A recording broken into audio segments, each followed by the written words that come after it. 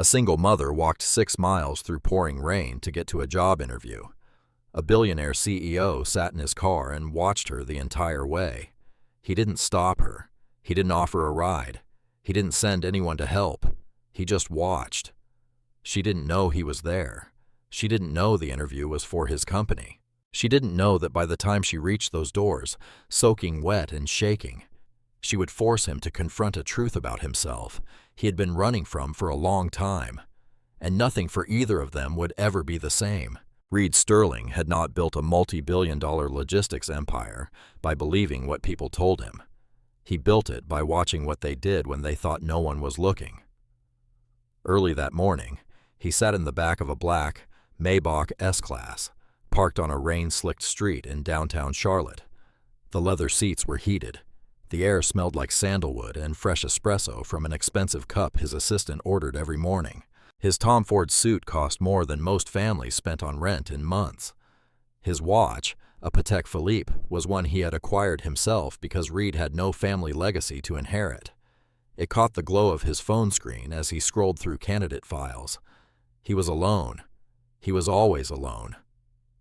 Sterling Logistics moved freight across many states, with warehouses in multiple cities, a massive fleet of trucks, and contracts with retailers whose names every American knew. Reed had started the company young with a single box truck, a phone with a cracked screen, and a willingness to drive long hours without stopping. His mother, Eleanor, had been a night shift worker at a packaging plant. His father left before Reed learned to ride a bicycle. He knew what hard labor felt like. He remembered the weight of it in his shoulders, the ache in his lower back, the taste of gas station coffee in the early hours. But that was long ago. And memory, he had learned, was a liar that softened everything it touched. Sometime earlier, a man named Julian Crane had nearly destroyed everything Reed built.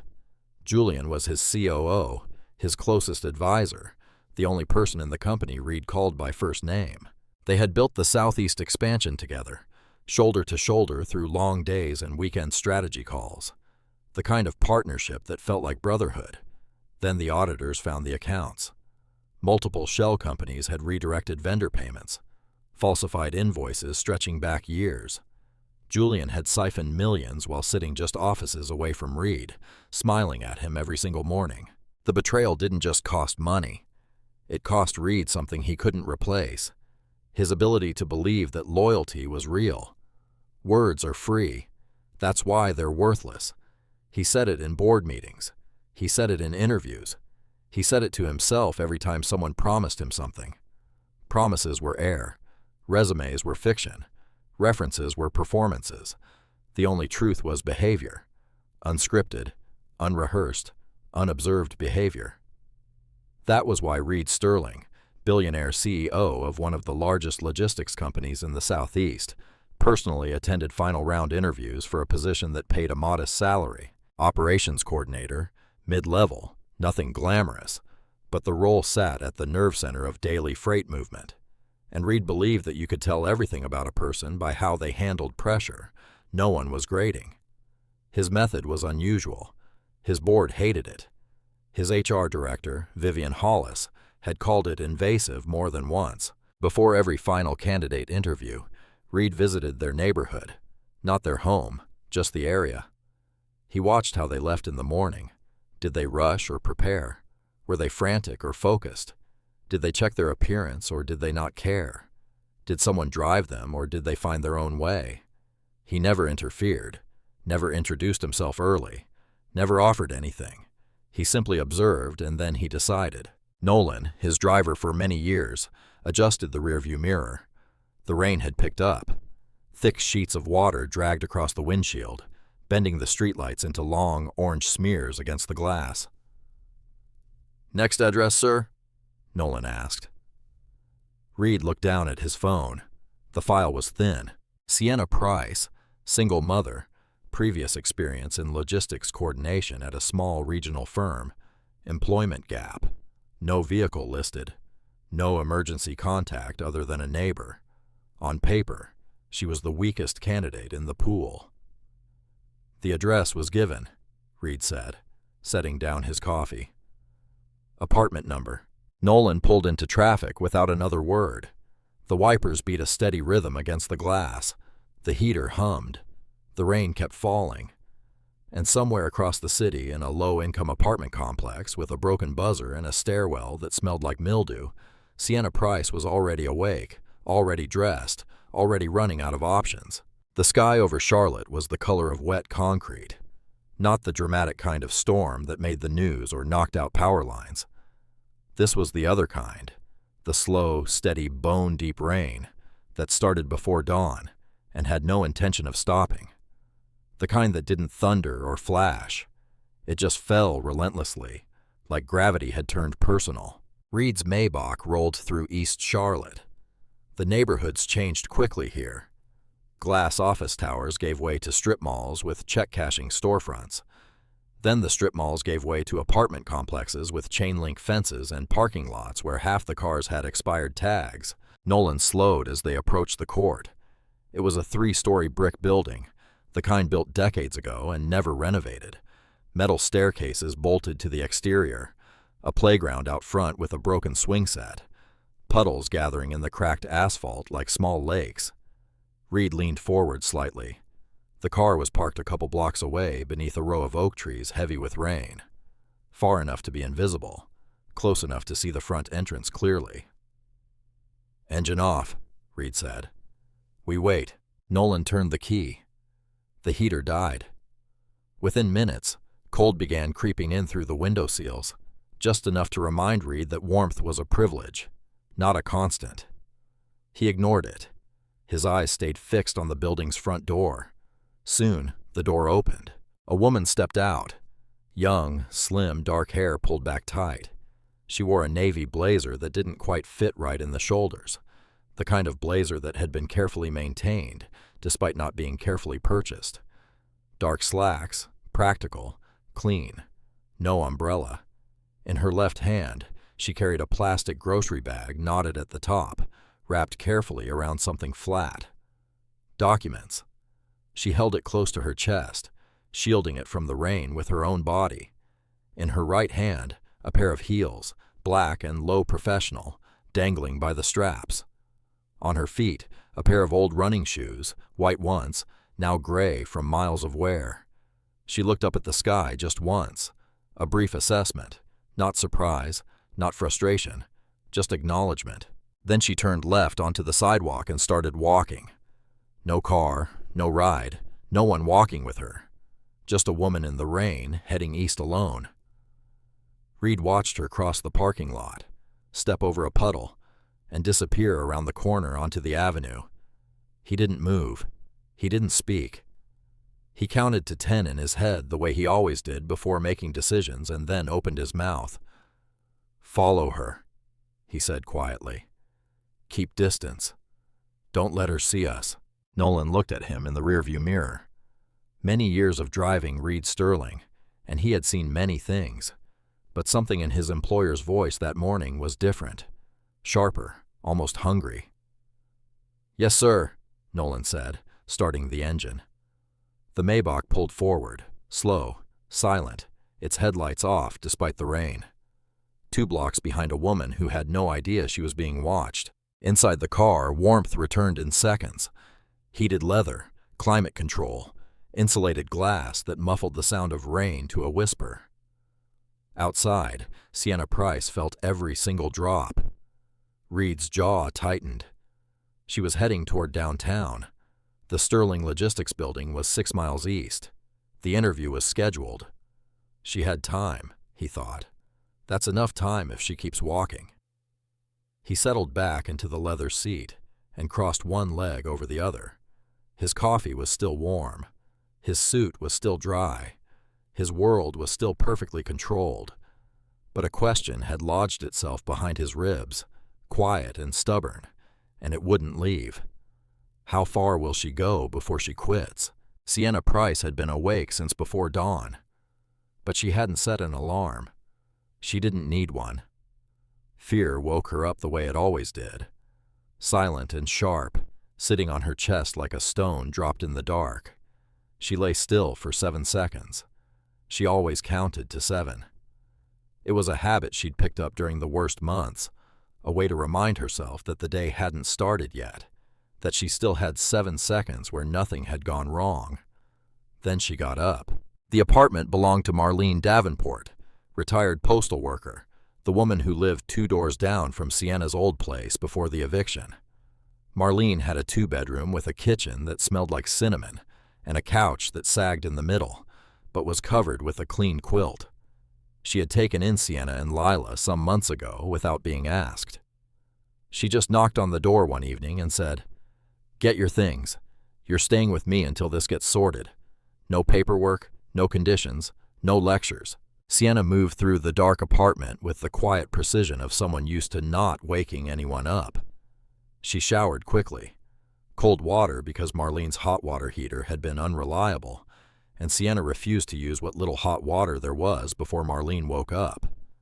She dressed in the bathroom. The blazer was navy, purchased from Goodwill years ago.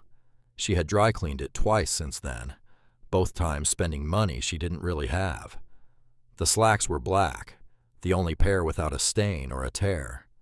She pressed them the night before with a damp towel and a hot pan because Marlene didn't own an iron. Inside the left pocket of the blazer, folded into a square the size of a matchbox, was a piece of lined notebook paper.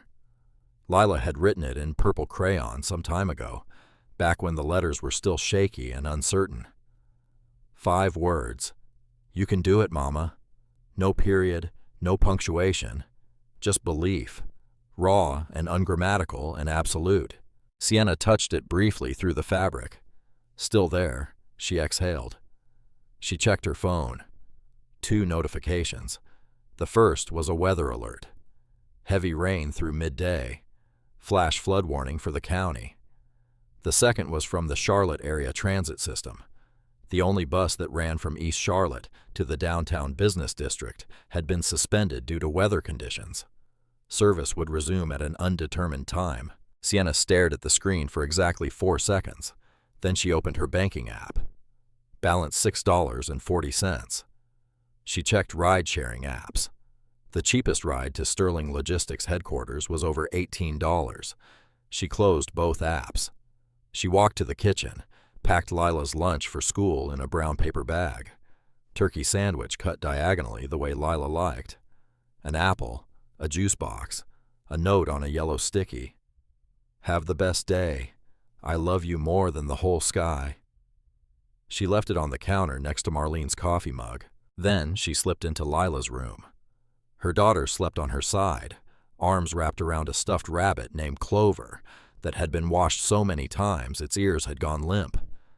Sienna knelt beside the bed, brushed a curl from Lila's forehead, whispered something too quiet to hear.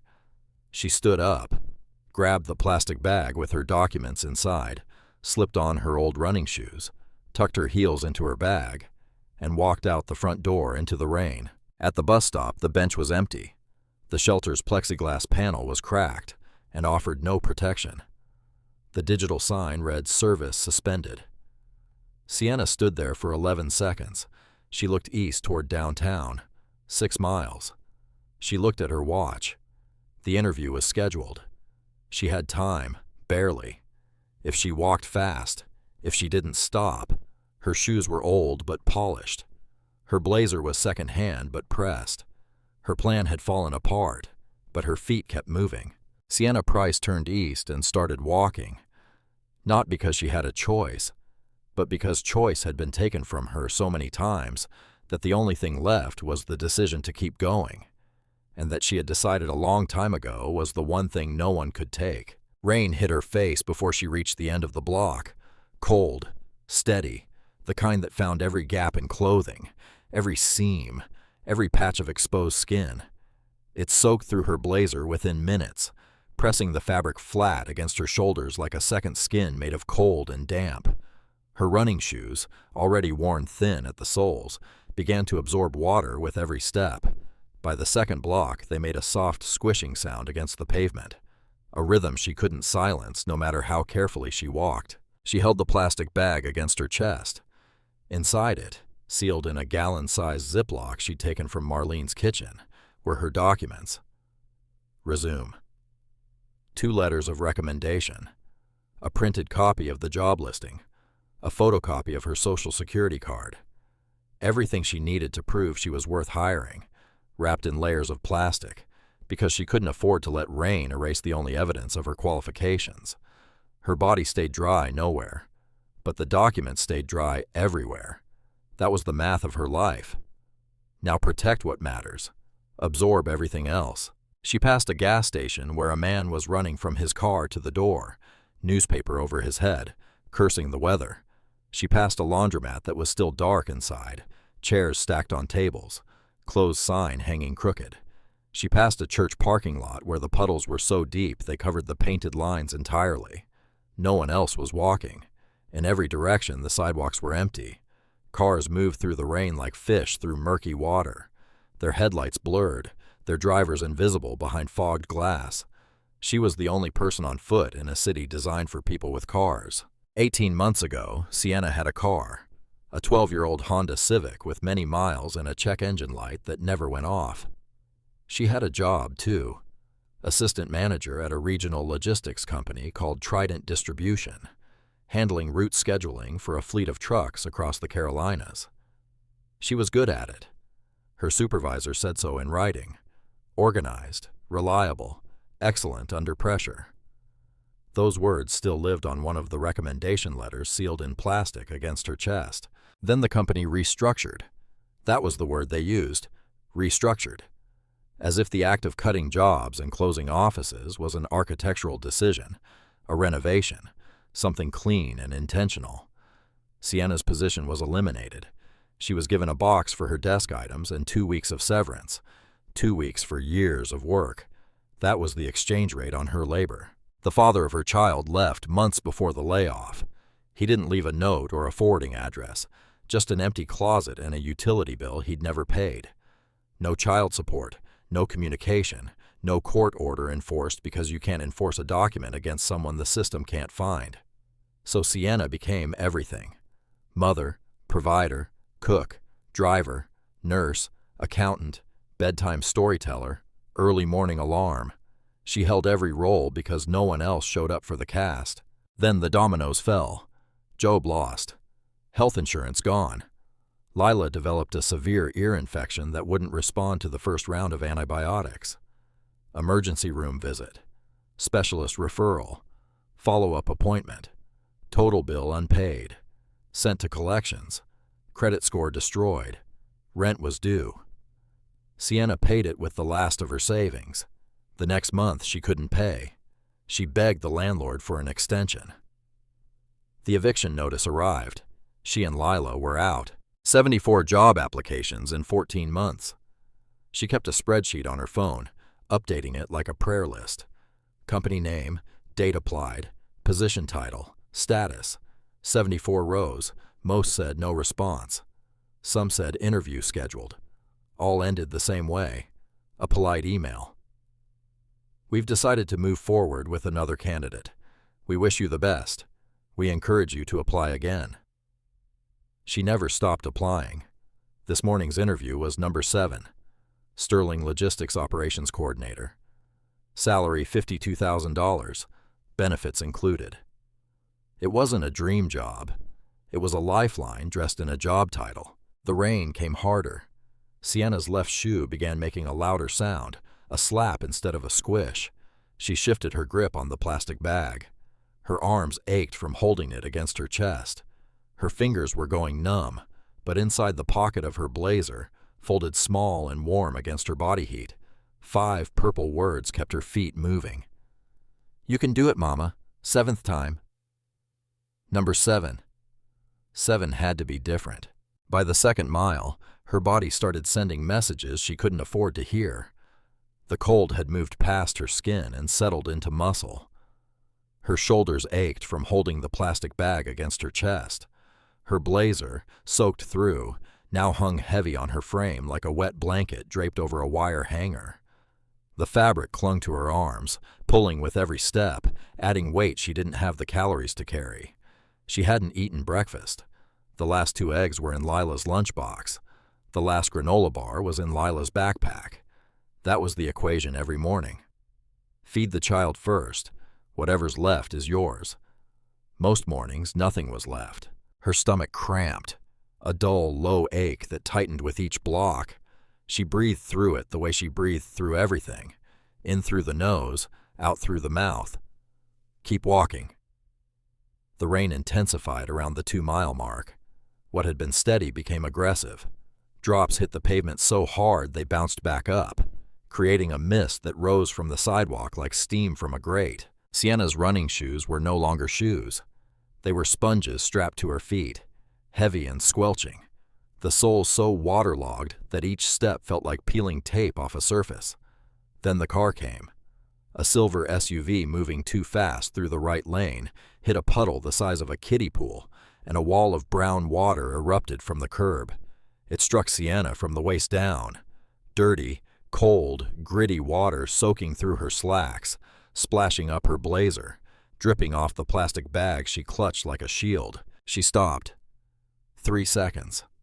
She stood perfectly still for 3 seconds.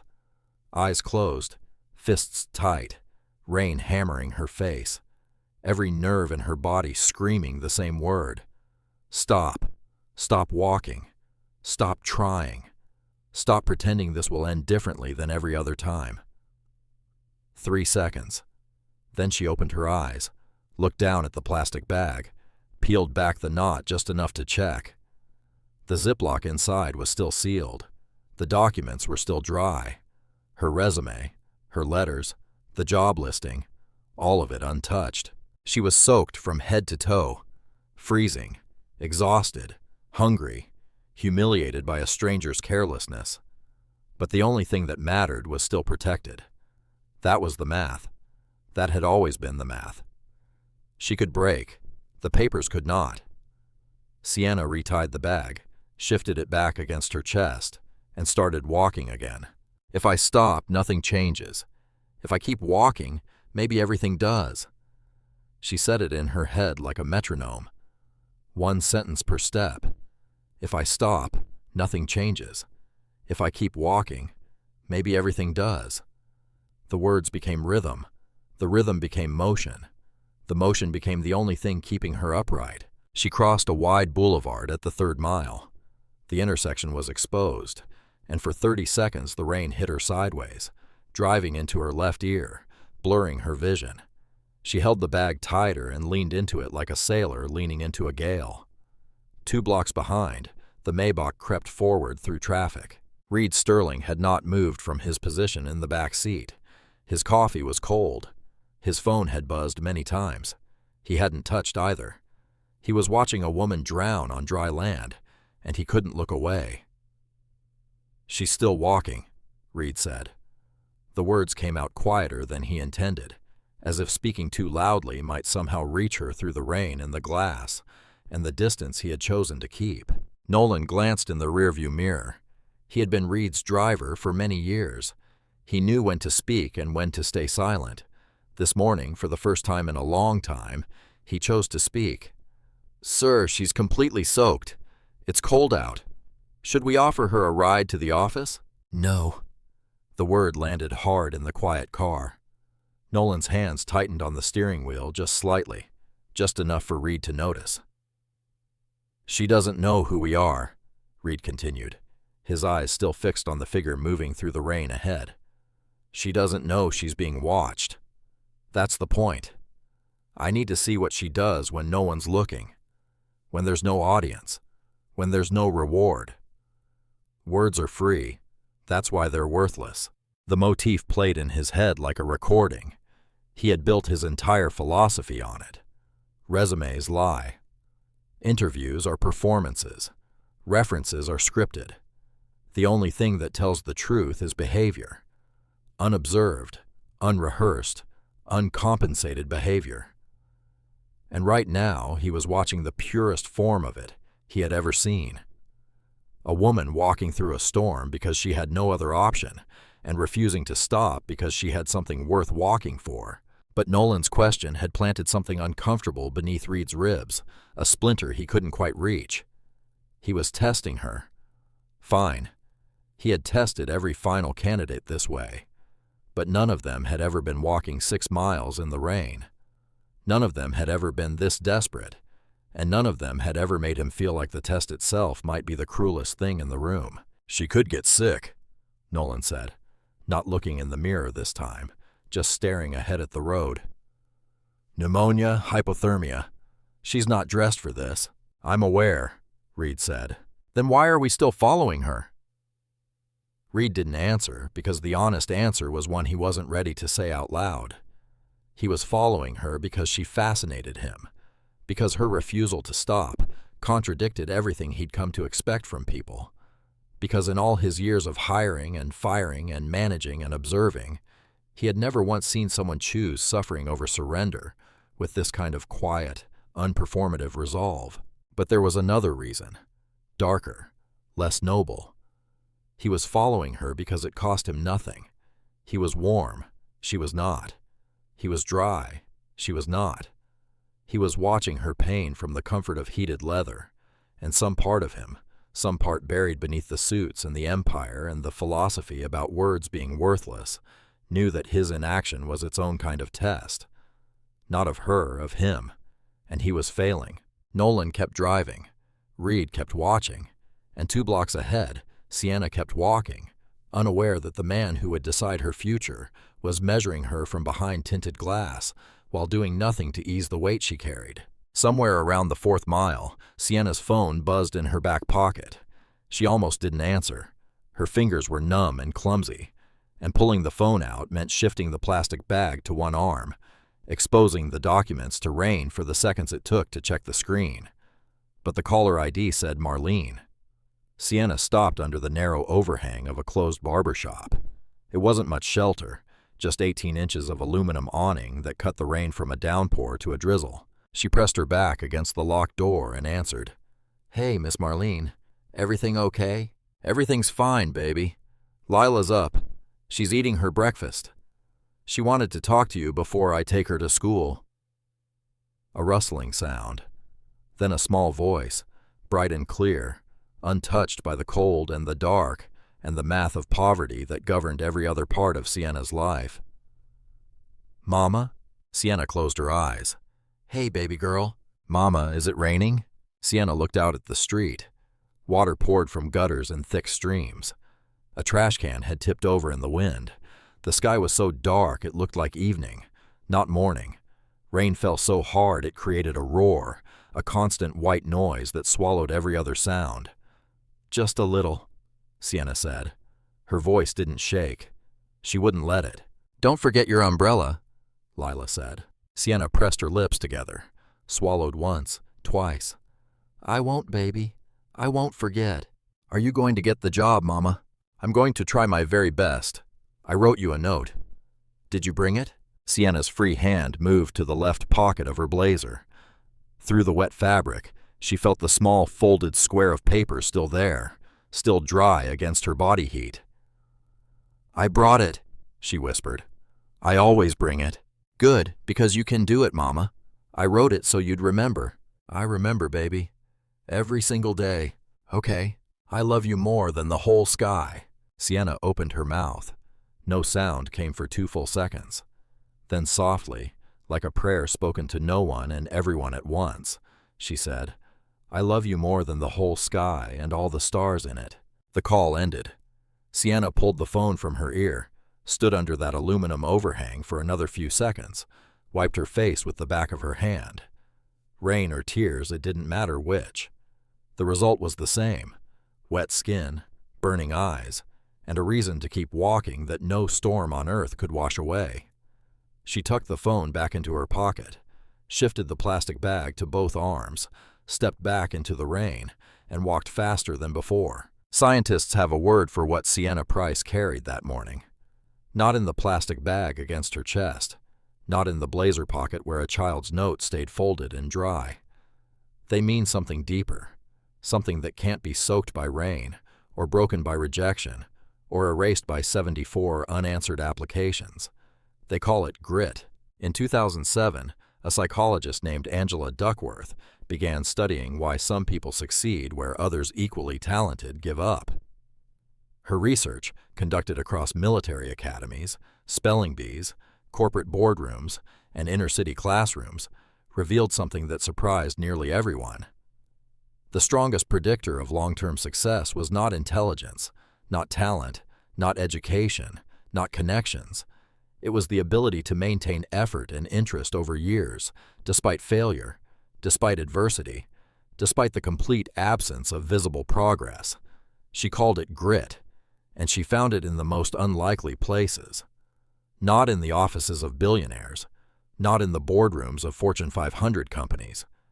Grit appeared most often in people who had been told no so many times that the word had lost its power. People who woke up every morning facing a wall and chose to push against it anyway, not because they believed the wall would move, but because standing still was worse. In America, 31.2% of single mothers live below the poverty line. That's nearly 1 in 3. And the average job seeker in the United States sends between 100 and 200 applications before receiving an offer. For women with resume gaps, for mothers without reliable childcare listed on their applications, for candidates from zip codes that hiring algorithms quietly filter out. That number climbs higher, much higher. Sienna's 74 applications in 14 months were not an exaggeration. They were not dramatic fiction. They were Tuesday. Grit is not loud. It doesn't give speeches. It doesn't post motivational quotes or attend conferences or write books about itself. Grit is a woman waking up before dawn without an alarm. It is cold water because someone else needs the hot. It is checking a banking app that shows $6.40 and then putting on shoes and walking east into a rainstorm because east is where the interview is, and walking is the only verb left in her vocabulary. But Sienna didn't know any of those studies. She had never heard of Angela Duckworth. She didn't have language for the thing inside her that refused to stop. She just knew that her daughter needed her to keep walking, and so she did.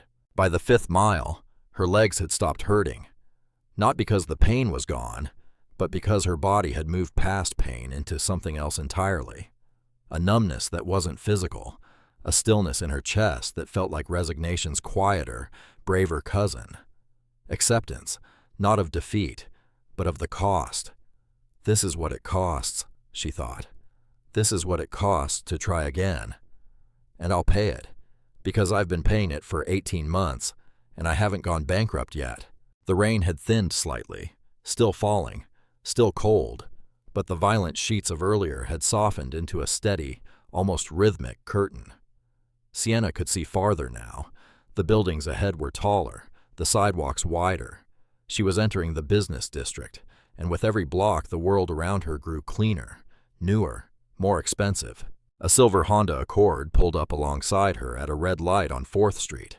The window rolled down. A woman in her 40s, curly hair under a rain hat, reading glasses perched on her nose, leaned across the passenger seat. "Sweetheart, you're soaking wet. Can I give you a ride somewhere?" Sienna looked at her. Warm car, dry seats, heat blowing from the vents hard enough to ripple the woman's scarf. It would take 2 minutes, maybe 3. The Sterling building was less than a mile away. She could be there in the time it took to buckle a seatbelt. She almost said yes. The word rose in her throat like a reflex. Yes, please. God, yes. But something stopped her. Not pride, not stubbornness, something older and quieter than either of those. She had asked for help so many times, from the father who left, from the landlord who evicted her, from the unemployment office where she waited hours and was told her paperwork was incomplete, from 6 interviewers who smiled politely and chose someone else, from a system that saw her as a statistic and processed her accordingly. She had walked 4.5 miles through a rainstorm alone, hungry, freezing, and she was still standing, still moving, still holding dry documents against a wet chest. If she got in that car, she would arrive at the interview dry and comfortable, but she would arrive owing someone else for the last mile, and she was tired of owing, tired of depending, tired of arriving somewhere and knowing that she only got there because someone else carried her. "I appreciate it, ma'am," Sienna said. Her voice was steady, her teeth chattered between words. "But I need to do this myself." The woman stared at her for a long moment, not with pity, with something closer to recognition, as if she'd seen that look before. Maybe in her own mirror, maybe in another life. "You're something else, you know that?" the woman said softly. "I'm just a mom," Sienna replied, trying to get to work. The woman smiled, nodded once, rolled up her window, and drove away. Sienna stood at the intersection for 3 more seconds. The light turned green. She stepped off the curb and kept walking. 2 blocks back, behind tinted glass, Reed Sterling sat perfectly still. His jaw was tight. His hands were flat on his knees. He had watched the entire exchange. Nolan glanced at the rearview mirror. In many years of driving Reed Sterling through mergers and lawsuits and funerals and celebrations, he had seen many expressions on his employer's face: anger, calculation, control, satisfaction, boredom. He had never once seen confusion, but that is exactly what he saw now. Confusion, and beneath it, something Nolan couldn't quite name. Something that looked, if he had to guess, like the first crack in a wall that had been standing for a very long time. Reed said nothing. Nolan said nothing. The Maybach rolled forward, and the distance between the billionaire in the car and the mother in the rain stayed exactly the same. Words are free. That's why they're worthless. Reed had said it 1,000 times in board meetings, in interviews, to himself in the mirror on mornings when trust tried to creep back into his chest, and he had to beat it down with logic.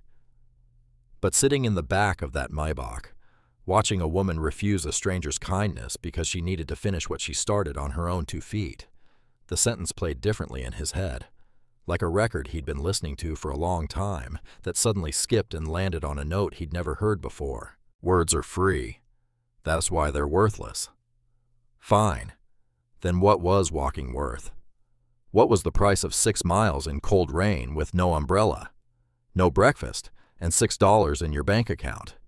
What did it cost to hold a plastic bag against your chest for an hour and a half because the documents inside mattered more than the body carrying them? What was the going rate for turning down a warm car from a kind stranger because you'd rather arrive soaking wet on your own terms than dry on someone else's? If words were free, then what Sienna Price was doing right now was the most expensive statement Reed Sterling had ever witnessed. And she was paying for it with her body, with her comfort, with every calorie she didn't eat this morning so her daughter could have eggs instead. A memory surfaced, uninvited, unwelcome, long buried, and suddenly right there, clear as glass, Eleanor Sterling, his mother, before she married Reed's stepfather, before the house in the suburbs, and the 2-car garage and the version of stability that eventually let Reed go to community college and then build an empire. Before all of that, Eleanor had been alone. Young, 1 son, no degree, working the night shift at a packaging plant off Industrial Boulevard in South Charlotte, miles from their apartment. And one November night, the Buick broke down, transmission dead. Couldn't be fixed until later, and it was a Tuesday, and Eleanor didn't get paid until she showed up, and she didn't show up unless she got there. So she walked. Reed was 5. He didn't remember all of it, but he remembered the shoes. His mother's white sneakers by the front door when he woke up in the morning, soaking wet soles peeling, lined with newspaper to absorb the water. And next to them, her work boots already dry, already ready for the next shift. She never told him she walked. He figured it out years later doing the math in his head. No bus ran that route after a certain hour. No cab company served that part of town. And his stepfather wasn't in the picture yet. She just walked many miles alone at night, because showing up was the only option.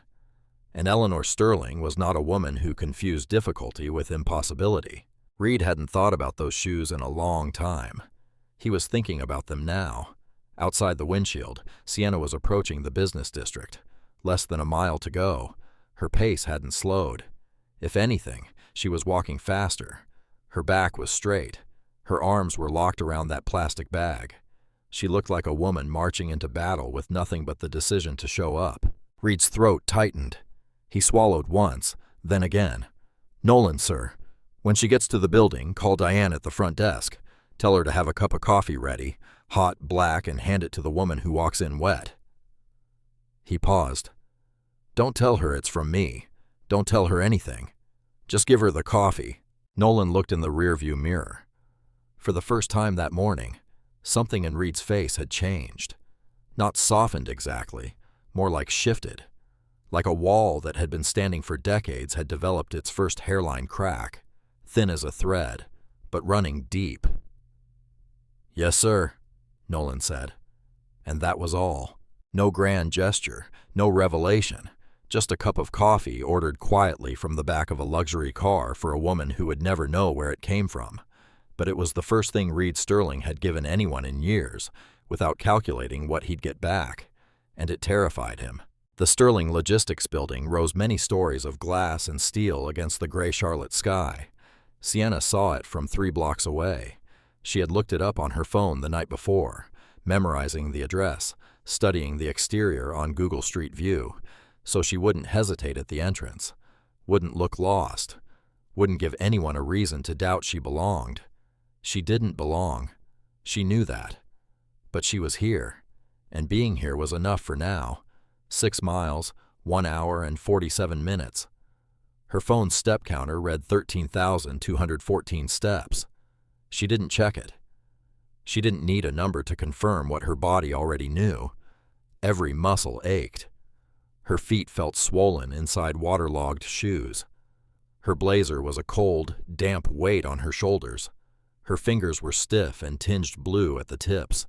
But she was on time, 9 minutes early. She pushed through the revolving door into the lobby, and the warmth hit her like a wall.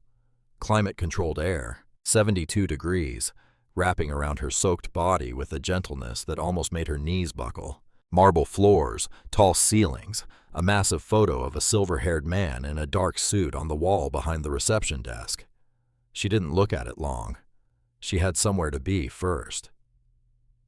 The restroom was on the ground floor, 3rd door past the elevator bank. She walked quickly, leaving wet footprints on the marble, hoping no one noticed. The door closed behind her, and for the first time in nearly 2 hours, she was alone in a room with walls, with a ceiling, with a mirror. She set the plastic bag on the counter, opened it, pulled out the Ziploc, ran her fingers across the sealed edge. Dry. Everything inside perfectly dry. Resume. Letters. Documents. All of it untouched. She exhaled, a long, shaking breath that carried the weight of 6 miles. Then she went to work. She pulled off the running shoes, stuffed them into the plastic bag, slipped on the black heels she'd carried the entire way. They were dry. They fit. She stood 2 inches taller, and something in her posture changed immediately, like the shoes remembered a version of her she was still trying to get back to. She took off the blazer, held it over the sink, and wrung it with both hands. Water poured out in a steady stream. She wrung it again, until it was damp instead of dripping. She put it back on, pulled the lapels straight, smoothed the shoulders with her palms. Her hair was plastered to her head. She finger-combed it back, pulling it into the tightest low bun she could manage without an elastic. Found a single bobby pin in her pocket. Secured it. Not elegant, but neat. Controlled. She looked in the mirror. A woman stared back at her, eyes bloodshot from cold wind, skin pale from exhaustion and low blood sugar, blazer darker at the shoulders where the water still clung, but posture straight, chin level, gaze steady. Not perfect, not even close, but ready. She reached into the left blazer pocket, pulled out the folded square of lined notebook paper, purple crayon, 5 words. She read them once slowly, like a prayer she'd memorized, but needed to hear again anyway. "You can do it, Mama." She folded it back along the same creases, placed it in the breast pocket of the blazer, left side over her heart. Then she picked up the Ziploc bag, straightened her shoulders, and walked out. Many floors above, Reed Sterling stood at the window of his corner office. The glass stretched floor to ceiling, overlooking the main entrance below. He had entered through the parking garage, taken the private elevator, spoken to no one. His suit was still perfect. His coffee had been refreshed. His morning looked exactly like every other morning in the fortress he had built around himself. But something was different. He watched the front door. Soon it revolved and a woman stepped through. Wet blazer, black heels, straight back, head held level despite the slight tremor in her shoulders that even many floors of distance couldn't hide. She was shaking, but she was walking forward. And she didn't look down once. Reed pressed his palm flat against the glass. It was cold. He held it there for 5 seconds.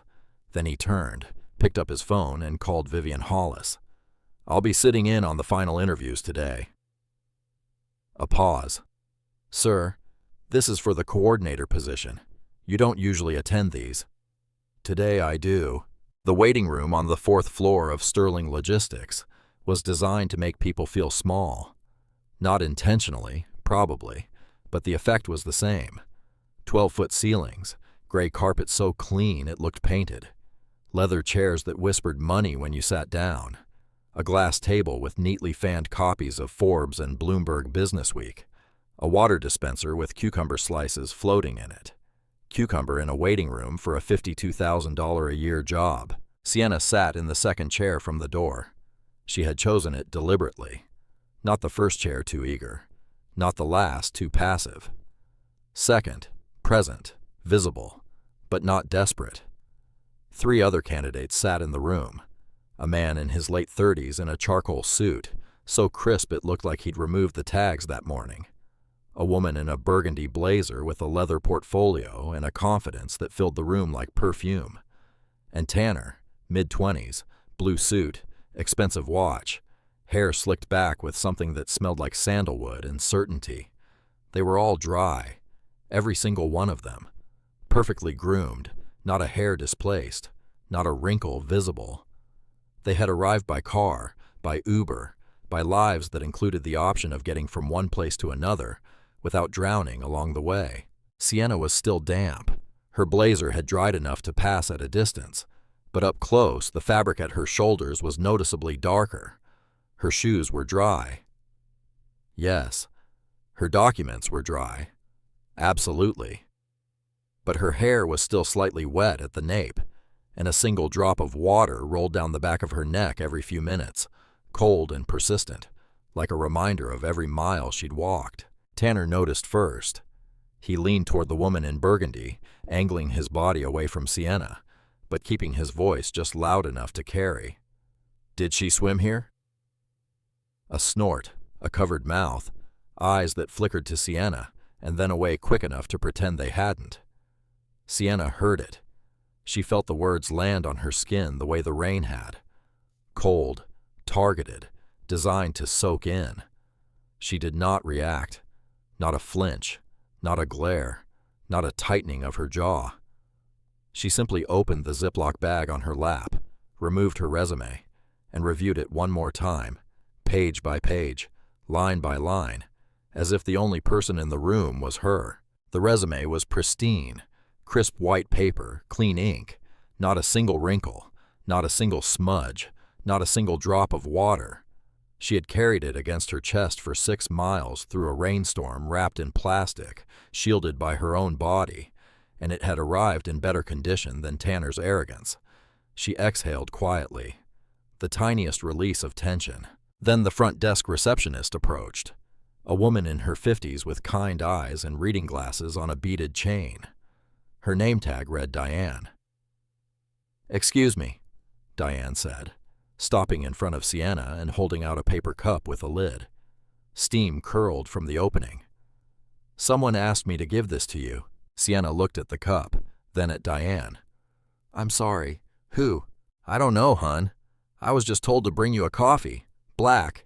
Sienna reached out and took it. Her fingers still cold, still slightly blue at the tips, wrapped around the cup like it was the first warm thing she'd touched in hours. Because it was. "Thank you," she whispered.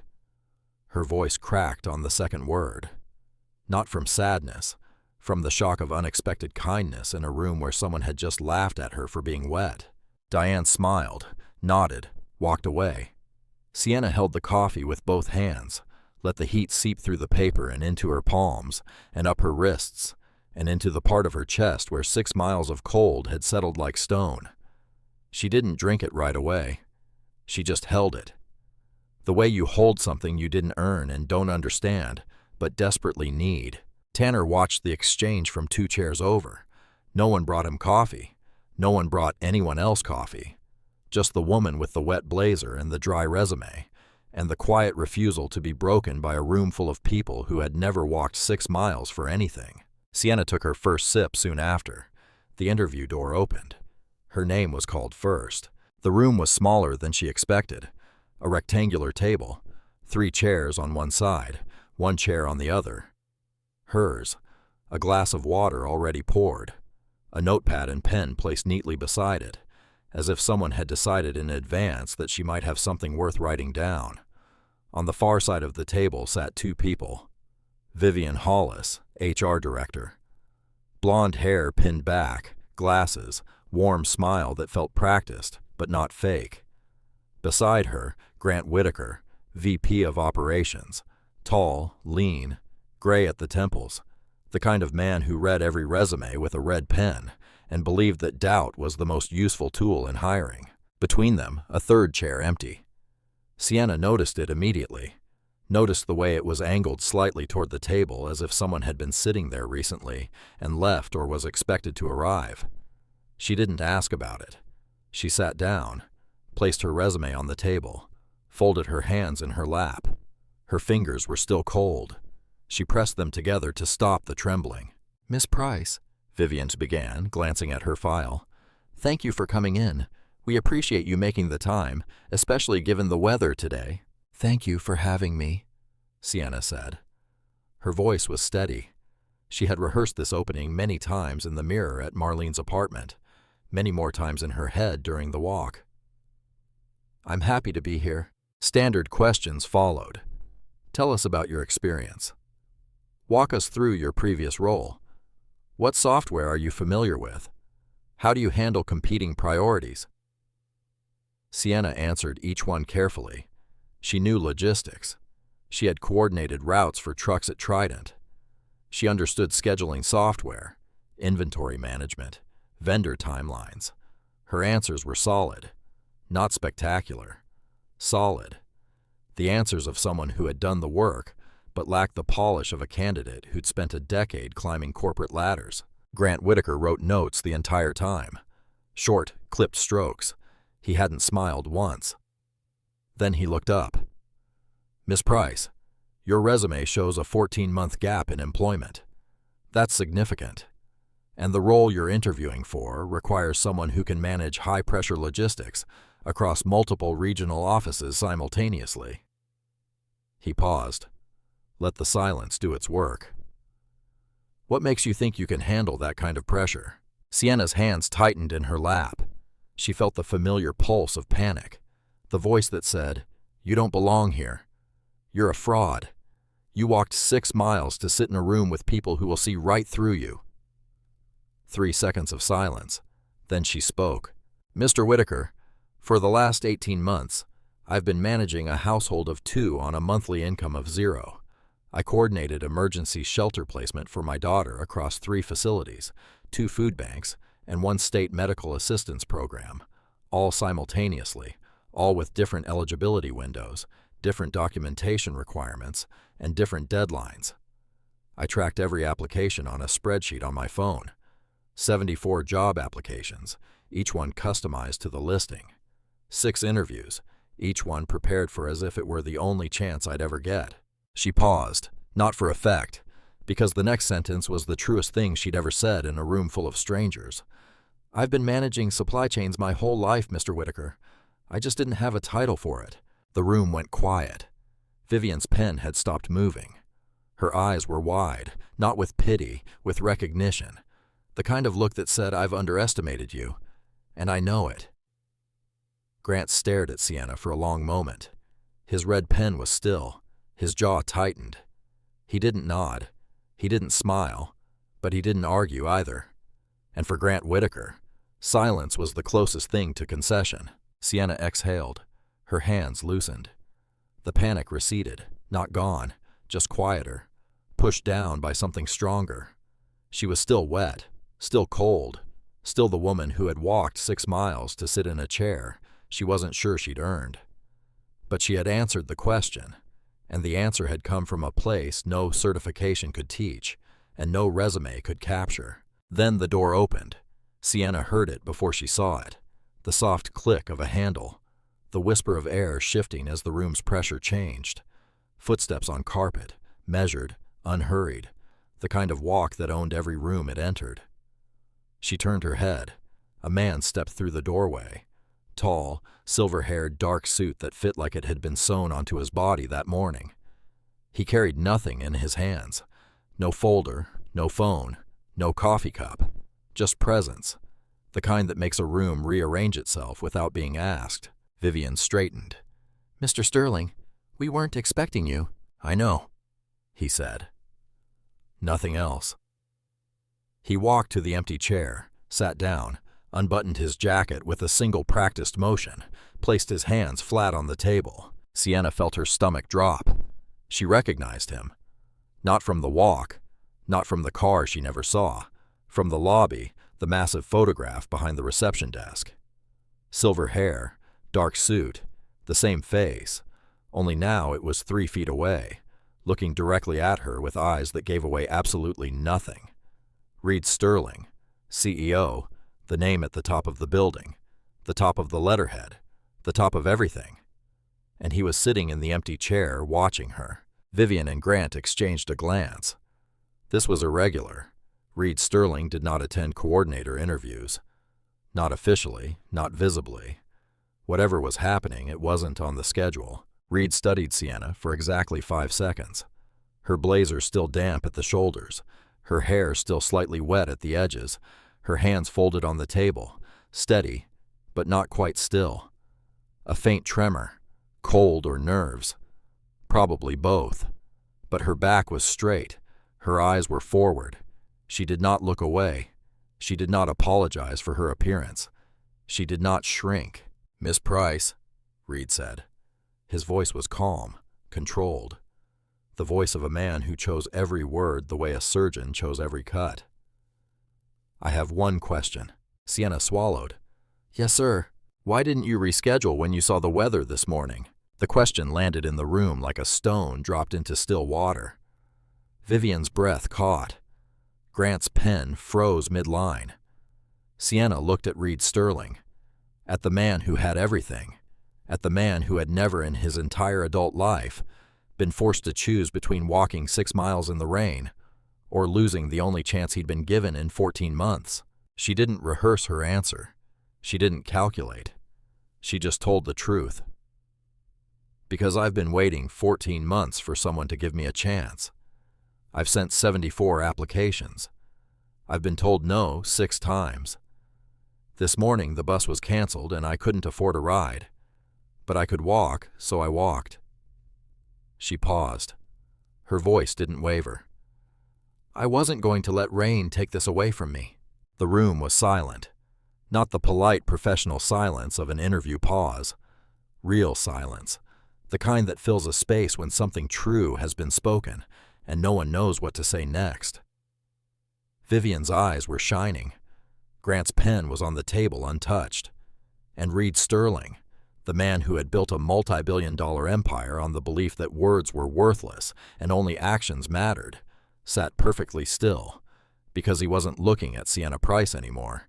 He was looking at Eleanor Sterling, young, white sneakers by the front door, soaking wet, lined with newspaper, ready for the next shift. His jaw tightened just once, just enough. A crack so small that only someone who had been watching him for many years would have noticed it. 2 floors below in the lobby, Nolan sat in a leather chair near the entrance, waiting. He couldn't see the interview. He couldn't hear it. But somehow, in the way that people who know other people deeply sometimes just know, he felt something shift like a wall. Somewhere high above him had just developed a fracture that would never fully close. If this story is resonating with you, take a second to subscribe for more stories like this. Now, let's continue. Here is something most people don't talk about. The systems we build to find talent are remarkably good at filtering out the people who need opportunity the most. Studies on hiring practices have shown that interviewers form judgments within the first 7 seconds of meeting a candidate, not based on answers, not based on skill, based on appearance, the firmness of a handshake, the brand of a bag, the condition of a pair of shoes. Researchers call it affinity bias, the unconscious tendency to favor people who look, dress, and carry themselves the way we do. But it goes deeper than clothing. In the United States, studies have found that resumes with addresses from lower-income zip codes receive significantly fewer callbacks than identical resumes from affluent neighborhoods. The same qualifications, the same experience, the same words on the same page, but the zip code whispers something the hiring manager hears without knowing they're listening, and what it whispers is risk. For single mothers, the bias doubles. A gap on a resume, even one caused by raising a child alone while navigating eviction and medical debt, and the collapse of every safety net that was supposed to hold, reads as instability, unreliable, flight risk. The language of hiring is clinical. The damage is personal. And then there's the question no one asks out loud, but everyone is thinking. Can she really commit to this role? She has a kid, no partner. What happens when the child gets sick? What happens when school calls? What happens when the math of single parenthood collides with the demands of a 60-hour work week? Sienna had the skills. She had the experience. She had walked 6 miles through a rainstorm and arrived 9 minutes early, with documents so dry they could have been printed that morning. But every system she had encountered for 14 months was designed to see her wet blazer before her resume, to see the gap before the grit, to see the zip code before the person. Reed Sterling's interview room was no different, except for one thing. The man sitting in the empty chair had watched her walk, and for the first time in his career, he was asking himself whether the system he trusted was measuring the right things. But Sienna didn't know any of that. She just knew the interview was over, and now she had to wait. The conference room on the top floor had a long walnut table, 8 chairs, and a view of downtown Charlotte that made the city look orderly and manageable from a height where poverty was invisible. Vivian Hollis sat at one end, Sienna's file open in front of her. Grant Whitaker sat across from her, arms folded, red pen resting on his notepad like a weapon he hadn't decided to use yet. Reed stood by the window, back to both of them. "She's underqualified," Grant said first. He didn't waste time. That was his strength and his limitation. No degree, no certifications. 14 months out of the workforce. Her last role was at a company no one's heard of managing a fleet 1/10 the size of ours. On paper, she's the weakest candidate we've seen today. Vivian tapped her pen against the file. Her answers were strong. The supply chain response was genuinely impressive. She understands logistics at an instinctive level. Instinct doesn't run a regional routing operation, Grant countered. I need someone who can work the software, manage vendor timelines, and handle pressure from 9 regional managers who don't care about anyone's personal story. I need competence, documented, verified, measurable. You need someone who shows up, Reed said quietly, still facing the window. Grant paused. Sir? Reed turned around. You want measurable? Fine. She walked 6 miles in a rainstorm to get here. She arrived 9 minutes early. Her documents were in perfect condition. Her shoes were changed. Her blazer was wrung out by hand and put back on. She sat in a waiting room where another candidate mocked her, and she didn't flinch. She opened her resume and reviewed it like she was the only person in the room. He walked to the table, placed both hands flat on the surface. I'm not hiring her because I feel sorry for her. I'm hiring her because she walked 6 miles in the rain and showed up on time with dry documents. That's not desperation, Grant. That's operational excellence. Grant's jaw tightened. And if she can't handle the systems, if the gap in her resume means she's rusty, if the personal situation affects her reliability, then she's gone. Reed said, no hesitation, 90-day probation, standard terms, same expectations as every other hire, no special treatment, no lowered bar. If she can't do the job, she goes, same as everyone else. Vivian looked between the 2 men. So we're offering her the position. We're offering her the same chance we offer anyone, Reed corrected. She just has to prove she deserves to keep it the same way everyone does. He paused. The only difference is, I already know what she's willing to walk through to get here. Most candidates, I have to guess. Grant uncrossed his arms slowly. He didn't agree.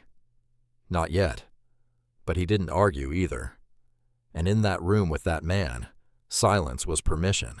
Vivian made the call. That afternoon, Sienna answered on the second ring. She said nothing for 4 full seconds after hearing the offer.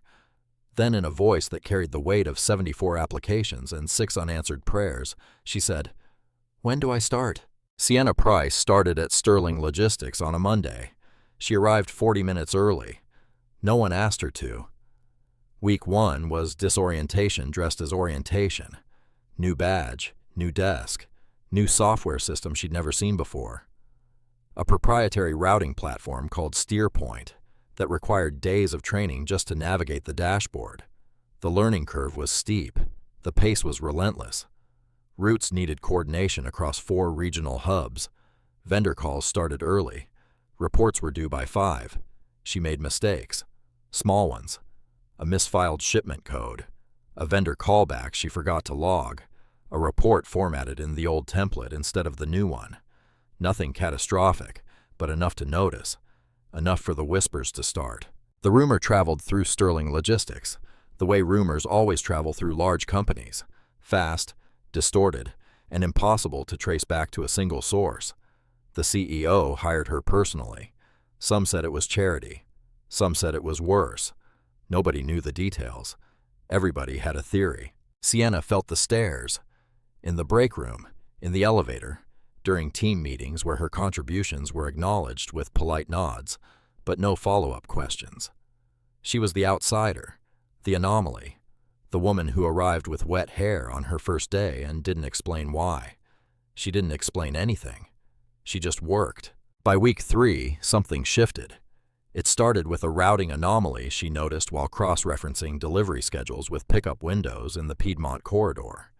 3 trucks were being dispatched to overlapping zones within the same 4-hour block, creating redundant mileage that no one had flagged because the system treated each route as an independent variable. Sienna pulled the data, ran the numbers by hand because she didn't trust her SteerPoint skills yet.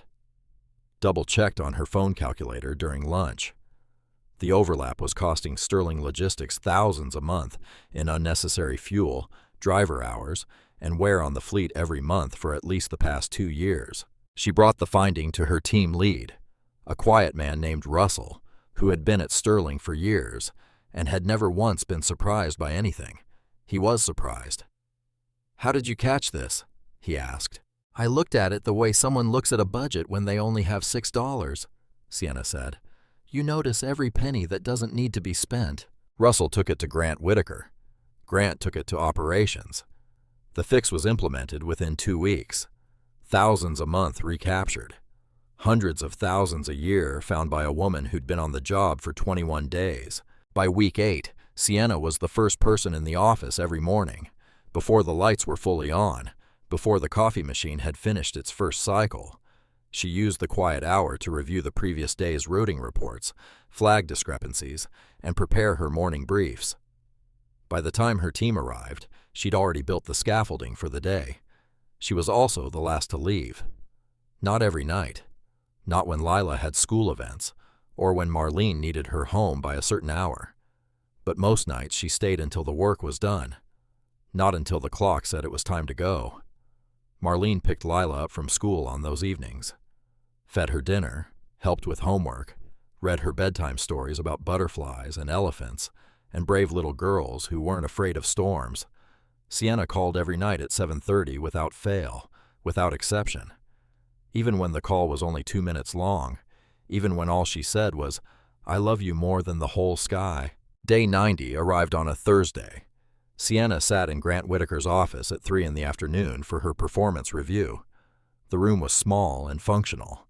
No art on the walls, just charts, metrics, and a window with a view of the parking lot. Grant opened a folder. Inside was her evaluation. 3 pages typed. Thorough. He had reviewed every metric personally: attendance, accuracy, initiative, peer feedback, supervisor assessment. He read through the results without emotion. Satisfactory, above average, exceeds expectations. The checkboxes were clinical. The conclusion was not. At the bottom of the third page, in his own handwriting, Grant Whitaker had written one sentence: "Recommend for full employment, no reservations." He signed it, dated it, closed the folder. "Congratulations, Miss Price," he said. His voice was flat, professional, but he made eye contact when he said it, and for Grant Whitaker, that meant something. Sienna nodded. "Thank you, Mr. Whitaker." She walked out of his office, closed the door behind her, and stood in the hallway for exactly 5 seconds. Then she pressed her back against the wall, covered her mouth with one hand, and cried silently, briefly. The kind of crying that happens when something you've been holding together for a very long time finally gets permission to let go. That evening, Reed Sterling received an email from Grant Whitaker. No subject line, no attachment, just 2 words in the body. "You were right." Reed read it once, closed his laptop, and for the first time in as long as he could remember, he left the office before sunset. The trouble started some weeks after Sienna's probation ended. It started the way most trouble does in corporate environments. Not with a confrontation, not with a public accusation, with a conversation that wasn't meant to be overheard. Roland Hayes was a senior regional manager who had been with Sterling Logistics for many years. He managed the Southeastern Corridor. He had numbers that consistently met targets. He had a corner office on an upper floor, and a reputation for being thorough in ways that made some people respect him and other people avoid him. Roland believed in process, in documentation, in the measurable, verifiable, quantifiable truth of data. He did not believe in exceptions, in stories, or in hiring decisions made by a CEO who hadn't sat in on a coordinator interview in years, and then suddenly appeared for one.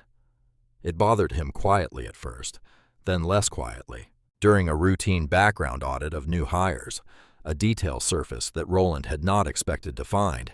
Sienna Price had been evicted from her previous address some months prior.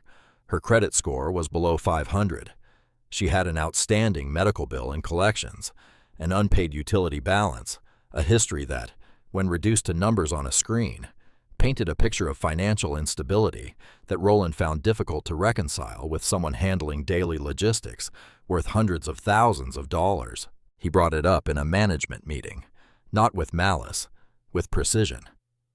"I'm not questioning her work performance," Roland said, leaning forward at the conference table. "I'm questioning the risk profile. We've given operations access to someone with a documented history of financial instability. How can we trust someone with our logistics operations when she can't manage her own finances?" The room was quiet, not because the question was unfair. It wasn't unfair. It had logic behind it. The kind of logic that looks reasonable on paper and devastating in practice. The kind of logic that confuses circumstances with character and poverty with incompetence. Vivian Hollis pushed back gently. "Her performance metrics are above average. Grant signed off on her evaluation personally." "Grant signed off on 90 days, Roland replied. "I'm talking about the next 90 and the 90 after that. Patterns don't lie." He didn't say it loudly. He didn't need to. In a company of thousands of employees, a senior manager's doubt travels faster than any memo. Within 2 weeks, Sienna noticed the change, not in the work itself. The work was the same. Routes, schedules, vendor calls, reports. What changed was the air around the work. A silence in the break room when she walked in. A pause in conversation when she joined a group at the coffee machine. Eyes that lingered a second too long on her badge, on her desk, on the same face they'd been looking at for months, but were suddenly seeing differently. She didn't know Roland's name. She didn't know about the meeting. She didn't know that her credit score had been discussed in a room with glass walls and expensive chairs by a man who had never once been evicted from anything. But she knew something had shifted. The way you know it's going to rain before the first drop falls. The air changes, the pressure drops, and you start bracing for something you can't see yet. One night, She sat on the floor of Marlene's living room, helping Lila glue cotton balls onto a paper cloud for a school project. The apartment was warm. The lamp was low. Clover the rabbit sat propped against a pillow, supervising. Sienna's phone buzzed. An email. She glanced at it. Internal newsletter. Nothing urgent, but the act of looking at it pulled her back into the building, into the hallways, into the silence that had started following her like a shadow. She thought about quitting. The word appeared in her head, fully formed like it had been waiting there all along. Quit. Leave. Find something else. Somewhere no one knows your credit score. Somewhere you don't have to prove you deserve to exist in a building you helped make more efficient. Mama? Lila's voice pulled her back. Her daughter looked up at her with brown eyes that held no knowledge of credit scores or background checks, or the weight of being judged for the worst chapter of your life. Do you like your new job? Sienna looked at her daughter, at the cotton balls, at the paper cloud, at the purple crayon tucked behind Lila's ear, because she always kept one close, just in case she needed to write something important. I love it, baby, Sienna said, and her voice didn't waver. I love it so much. She put down the phone, picked up the glue, and pressed a cotton ball firmly onto the paper cloud, holding it there until it stuck. She wasn't going anywhere. Many floors above Sienna's desk in a corner office with a view of the city, Reed Sterling sat reading Roland Hayes' email. He read it once, read it again, then closed his laptop without replying. He turned to the window. The city was lit up below, thousands of lives visible only as moving headlights and glowing windows. Somewhere out there, a woman who walked 6 miles in the rain was deciding whether to stay at a job where someone had decided her past mattered more than her present. Reed said nothing, did nothing. Not yet. But his jaw was tight, and his hands resting flat on the desk were not relaxed. Meridian Foods was a multi-million-dollar account, and Sterling Logistics was about to lose it. The problem had been building for months. Delayed shipments, missed delivery windows, complaints from warehouse managers across 4 states who kept receiving freight many hours late, always during the same period, winter. Roland Hayes managed the Meridian account. He had thrown every resource at the problem. Rerouted trucks, added drivers, extended shift hours. Nothing worked. The delays kept happening, predictable as snowfall, and every missed window cost Sterling credibility it couldn't afford to lose. Meridian's procurement director had sent a formal notice. Fix the delays within 30 days, or the contract would be moved to a competitor. 30 days. Millions.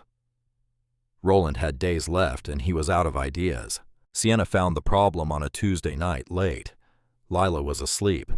Clover the rabbit tucked under her chin. Marlene's apartment was quiet, except for the hum of the refrigerator and the soft clicking of a laptop that was years old and ran hot if you used it for more than an hour. Sienna had been reviewing the Piedmont Corridor routing data for a separate task when she noticed the same pattern she'd flagged weeks earlier in the local routes. The SteerPoint software calculated optimal paths based on distance, traffic density, and fuel efficiency. But it didn't account for seasonal weather, not meaningfully, not dynamically. It used static averages, annual averages, which meant that in winter, when ice, fog, and road closures altered conditions daily, the software was sending trucks down routes that looked efficient on screen, but were functionally impassable on the ground. The fix wasn't complicated. It required integrating a real-time weather overlay into the routing algorithm, something that could be done with an existing API that Sterling already licensed for another department, but had never connected to logistics. Sienna wrote the proposal in 2 hours. Clear, concise, 7 pages. Problem identification, data evidence, proposed solution, implementation timeline, projected cost savings. She formatted it the way she'd formatted reports at Trident. Clean and professional because she didn't know how Sterling liked their documents and figured the safest option was to make it impossible to dismiss on presentation alone. She didn't send it to Reed.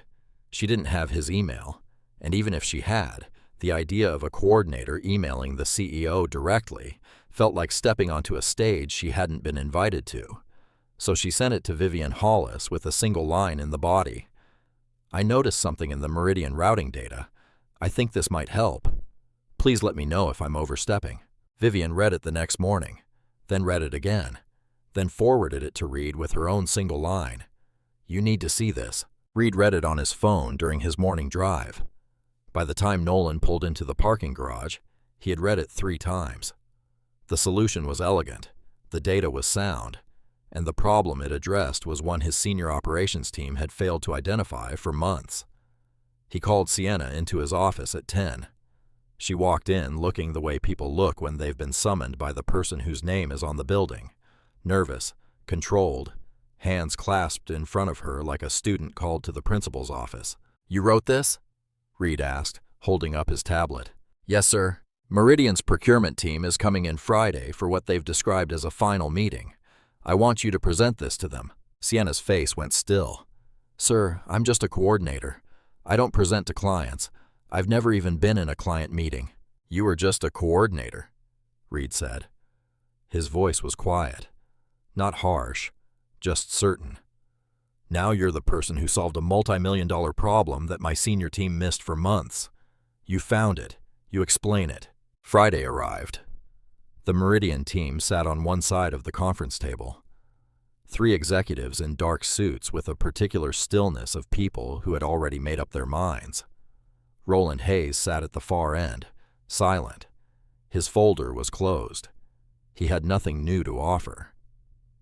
Sienna stood at the front of the room. She wore the same navy blazer, pressed, clean, the same blazer she'd walked 6 miles in. Beside her, a screen displayed her proposal. Her hands shook for the first 30 seconds. Then she started talking, not performing, not selling, just explaining. The way someone explains a problem they've lived inside of. The way someone who has spent her whole life finding the cheapest route, the fastest path, the most efficient way to stretch nothing into something, explains the logic of optimization to people who've only ever known abundance. She spoke for 14 minutes. When she finished, the room was silent. The Meridian procurement director leaned back in his chair, looked at his colleagues, then looked at Sienna. "When can you implement this?" Roland Hayes didn't say a word. Not during the meeting, not after. He packed his folder, straightened his tie, and walked out of the conference room without looking at anyone. And Sienna stood by the window for a moment after everyone had left. The city stretched out below her. Rain was falling, light this time, almost gentle. She pressed her hand against the glass the way someone else had pressed his hand against glass, once many floors up, watching a woman walk through a storm. She didn't know about that moment.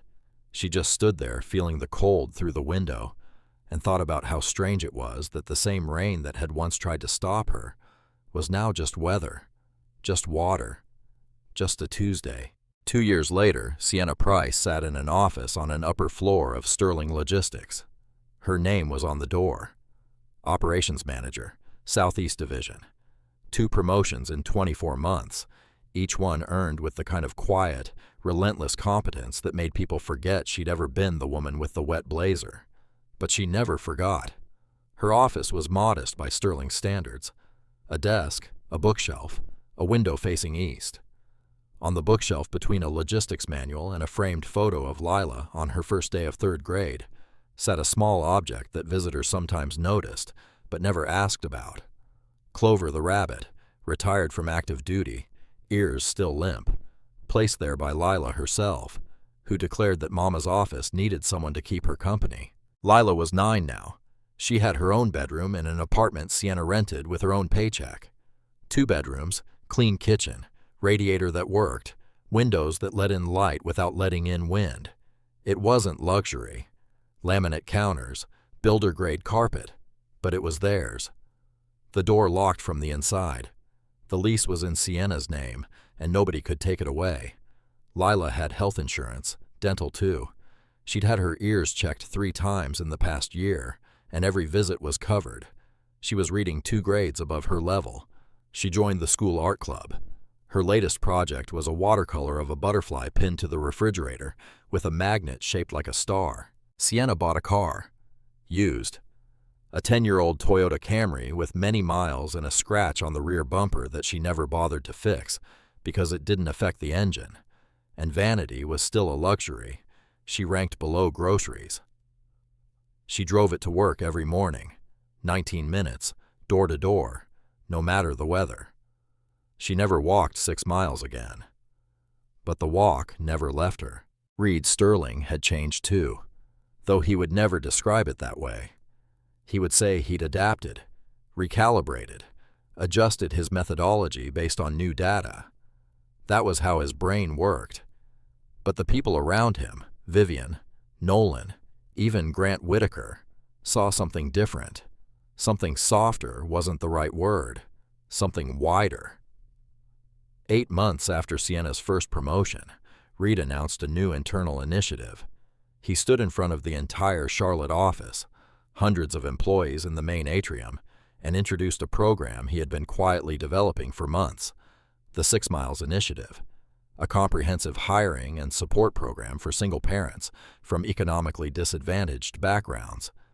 It included subsidized transportation for the first 6 months, partnered childcare with 3 local providers, a 12-month mentorship track, pairing new hires with senior staff, resume workshops, interview coaching, and most importantly, a hiring pipeline that evaluated candidates on demonstrated resilience and transferable skills rather than traditional credentials alone. No one in the room knew where the name came from. Reed didn't explain it. He stood at the podium, read the details, took questions, and sat down. Professional, measured, controlled. But Sienna knew. She sat in the 3rd row, hands folded in her lap, eyes forward, and she knew exactly why it was called 6 Miles. And when Reed's gaze swept the audience and landed on her for exactly 1 second, she nodded. Just once, just enough. That was all they needed. 2 people who understood the origin of something without needing to name it. A shared memory sealed in the space between a rainstorm and a conference room, and a cup of coffee that arrived without explanation. In the small office designated for the program on the 2nd floor, there was a glass frame mounted on the wall near the entrance. Inside it, pressed flat and slightly yellowed, was a plastic grocery bag folded neatly, tied at the top, the kind you'd find in any kitchen drawer, in any apartment, in any city. Visitors glanced at it sometimes. Most assumed it was some kind of modern art, a statement piece. Nobody asked what it meant, but if you knew the story, if you knew what that bag had carried through 6 miles of rain, held against a chest that was soaking wet to protect documents that were perfectly dry, you would understand that it was the most expensive thing in the entire building. Not in dollars, in what it cost the woman who carried it. In its first year, the 6 Miles Initiative placed 43 single parents in full-time positions across Sterling Logistics and its partner companies. 38 of them were still employed after 12 months. 26 had received at least 1 promotion. 11 had moved into stable housing for the first time in over a year. Numbers on a page, but behind every number was a morning, a decision, a pair of shoes, a walk that someone chose to take when every reasonable voice said stop. Reed Sterling had spent his life believing that words were free and therefore worthless. But the 6 Miles Initiative wasn't built on words. It was built on a walk, on a plastic bag, on a woman who showed up soaking wet with dry documents and said I wasn't going to let rain take this away from me, and that, Reed had learned, was worth more than anything he'd ever built. 2 years after she walked 6 miles through a rainstorm, Sienna Price was driving to work on a Tuesday morning when the sky opened up. Not the slow, steady kind, the other kind. The sudden, furious, personal kind that turned windshield wipers useless and streetlights into smeared ghosts behind sheets of water. She was on Independence Boulevard, the same road, the same stretch she had walked 24 months earlier, in shoes that filled with water, and a blazer that weighed more wet than dry. The Toyota's heater hummed. The seats were warm.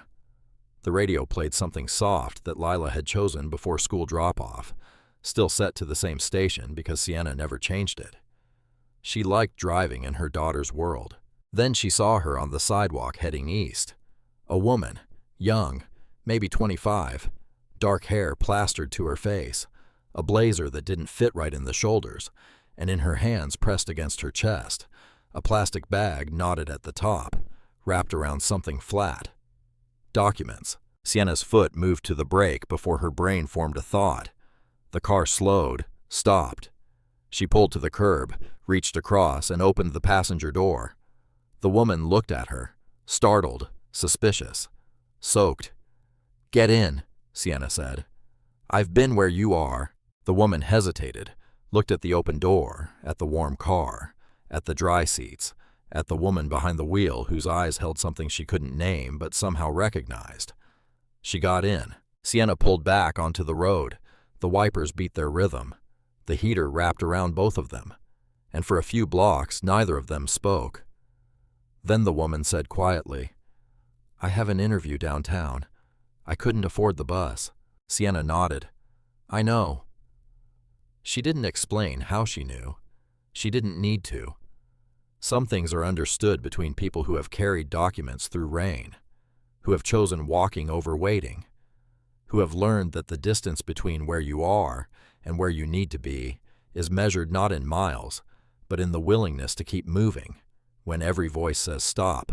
Sienna drove her to the building, watched her step out into the rain, straighten her blazer, and walk through the front door with her back straight and her bag held tight. Then Sienna sat in the car for a moment, engine running, wipers clearing the glass.